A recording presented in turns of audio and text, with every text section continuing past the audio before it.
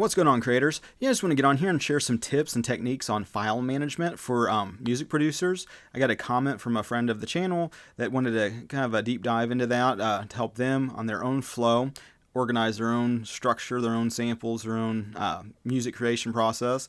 And so with me, it's always been important to get an external drive to back up data in case the computer takes a shit, in case any kind of space issues start to happen. So for me, a big part of file management has been external drive. And anymore, I mean, you can get terabytes upon terabytes of space, not only in just like in your computer hard drive, but in external drives. But it's important not to really store a lot of stuff that you're actively working on an external drive, because there's some latency issues, some kind of speed issues that kind of happen, especially if you're running a little bit low on RAM. You can start getting a little latency, choppiness, distortions, artifacts, all kinds of stuff. And so when it comes to backing up data and just really keeping a lot of your like music videos, your project files, your samples, all of these kinds of things, it's important to have space on your computer, but also space on an external drive to put old project files, old libraries of formattings of songs. I know, as like someone who's really kind of specialized in music publishing, I have hundreds of tracks that are available in like sync licensing, and there's like MP3s, waves, 60 seconds, loops, full length tracks. And so having all of that just sitting on a hard drive doesn't make much sense. And there's cloud computing and stuff like that where you can like store information on the cloud, so you don't got to worry about like your external drive like getting like water spilled on it or something. But for me, having an external drive has been very handy. And so I just wanted to share my file management. Hopefully that helps others. Hopefully it helps a friend of the channel, see kind of how I structure my stuff. And a lot of the times when it comes to, let me just get this pulled up. The way I have mine set up, I have an external drive that has all of the stuff that's like basically backed up, just available in this kind of system. Let me make it full screen here. So I have like a folder for collabs, documents. That is important for like song descriptions. For me, I put a lot of stuff into music publishing, and with that I got to do descriptions, tags, keywords, all that kind of stuff. And if I'm like giving it to like non-exclusive libraries and stuff, really want to keep the tags, so I don't have to do that over and over and over again. I got music videos here, which is really important to keep that off the hard drive of the actual computer, because they're such memory hogs. Pictures, those have like album pictures and just website pictures and all that kind of just graphics in general for the most part. Project files, remixes, royalty-free music. This is actual where the music gets exported to. Samples that I download and use, stems, and that I was using a lot of like stems when it was like with remixing, and I had an issue with RAM on this computer for a while until I upgraded the RAM, and so I had a hard time mastering a lot of tracks without it becoming choppy, because I had just so much shit going on in the project files. VSTs, and then website assets. And I actually have VSTs and samples in 2 locations. I also have that on the local hard drive, mainly for when I'm working on tracks in particular, just having it right there, right on the hard drive. And the thing with samples and VSTs especially, you can get so overwhelmed with shit and samples and VSTs that you almost makes you unproductive. And so I like to keep the best samples available in FL Studio, which is the DAW I use to create music. But then I like to get rid of the shit then too, so I just don't have mountains of just crap to sort through and bog through. And so let me show you guys. Hopefully you can see this. Maybe I'll make it full screen. And so you can kind of see the signal, or you can kind of see this flow over in here. And these are all user samples, and this is saved onto the hard drive of the computer.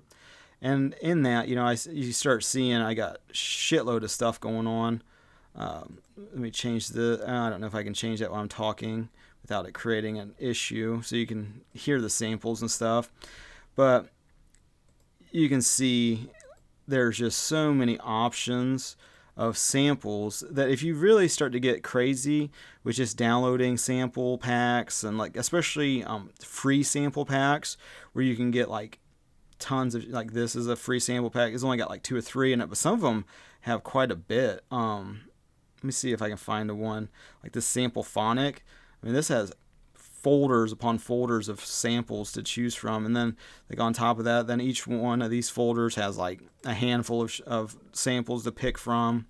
And so for me, getting those under control is important, not to let that start to spin out of control. That's why I don't really download a shitload of samples anymore, and VSTs. A lot of times I'll just use the ones that are native to the new versions of FL Studio, because like the nice thing about FL Studio is it gives lifetime updates, and so anytime that something new comes out, you can get a newer version of FL Studio which has newer VSTs. And I kind of limit myself to just the ones that are available, and trying to make the best out of it, because other than like that, there's so many options and things that you can do to customize and tweak sounds.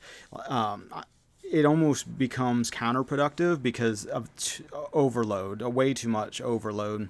And so when it comes to file management, I'll like listen through like sample packs, for example, and then delete the ones that just either I could create myself, or like not that good, or like that's like obviously not going to be something that I fuck with, just because of my own preferences in producing.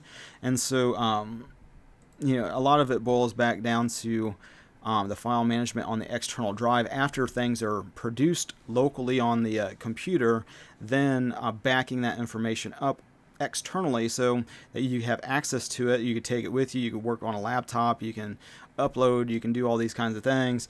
But then having that same kind of thought, let me get that back up so we can kind of explore the file management that I use just on the external drive, for example. Say I want to go ahead and just like upload something new to, like YouTube's like performing like shit, so let's go to BitChute or TikTok, or one of the hundreds of video sharing resources out there. Well, then you have all of these different ways to upload something new without having to bog your computer down. Or then you can even back these up to a cloud then too, so if the drive breaks or whatever, you're not completely screwed. Oops. But then I also have these project files all saved onto this external drive after the music's created. So I'll save it, and then I'll save it again onto the external drive. Then I'll delete it from like the computer so that it's all kind of in one spot. And so in that, I have the project files. I got custom projects. That's for like custom scoring jobs and just custom music. Then I got guitar. Just these are guitar samples for the most part. When I had the issue with RAM, I'd have to export the mixes, because it's like one of the things maybe a lot of people don't realize is that as you mix, you have all these layers and you got all this stuff, but then you can export it as like a 24-bit WAV file, bring it into its own project on FL Studio, for example, and then master it using EQ, multiband compressor, limiter, and all that kind of stuff. And you're not worried about tweaking the individual levels. You're trying to get like the lows, the mids, and highs sounding as good as possible. And so you're able to do that in FL Studio, and just anything really. You can export it like that. So that's what those are. Online project files, projects in progress. Those are like the ones that just it's almost, it's something I can go to later down the road. I can go back to them, maybe try to finish them, remixes, and then you get all these other project files and random things. But yeah, hopefully on some level that's kind of helpful to for your own file management process. Basically boiling it down to having your local hard drive to keep things running locally so you're not losing speed and whatnot, and then backing it up externally in that kind of a flow where you have your project files, your samples and stuff like that, where you could maybe use them in the future. A lot of times I have probably things that are sitting on there for freaking years without ever going back to them, but then just deleting shit that's just information overload.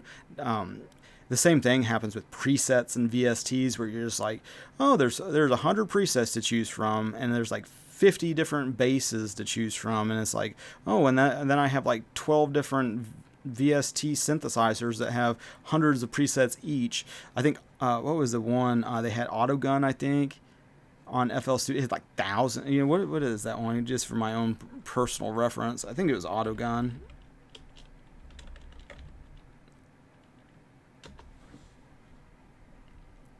Yeah, what is that billion? 4,294,967,296 presets. You know, so it's like trying to find a sound that actually makes sense, going through all that shit. You know, I bet only a fraction of people have even went deep on any of that. And meanwhile, they'll spend hours of time just like flicking and not really producing anything, just getting lost in all the options. So, you know, I think it's important on some level to limit yourself, so you're not just wasting a lot of time just dicking with different sounds. But having sounds in mind, either like a synth sound or like a keyboard sound or guitar, you know, something that's like somewhat real, you know, somewhat like, oh, that's a rock band, so it's like these instruments make sense, or this is an orchestra, so these sounds make sense.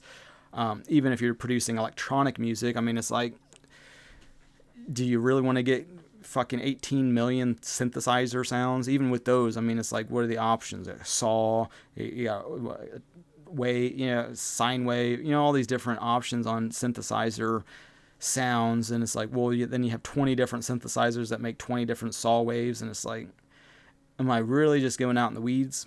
That's something for you to answer yourself. But when it comes to your own file management, it's like trying to create a system that works for you is really important, and the way your brain works, because we're all unique and we're all different on some level. So not to say like this is gospel, but you know, that's just the way I do it. I just have, you know, some stuff on the local hard drive, a lot of stuff backed up on an external drive. And then, you know, as one thing gets produced on the one drive, move it over to the other one, delete it just to get rid of it, and try to, you know, on some level, if you have like a weekend or something where it's like, okay, well, I have 3,000 samples, I've only listened to a handful of them, you know, start getting rid of that shit, because it's like, I know from my own time, you know, producing, there's been times where it's just like, okay, well, I'm missing something in this track and I don't know what it is.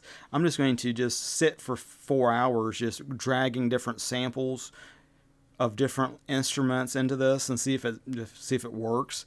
And then you spend all day just going back and forth, and it's like, that's kind of it. Versus getting maybe a VST of like a piano that sounds really nice, or a bass that sounds really nice, or just, you know, recording live instruments, or something else that's just more fine-tuned, I think is really important.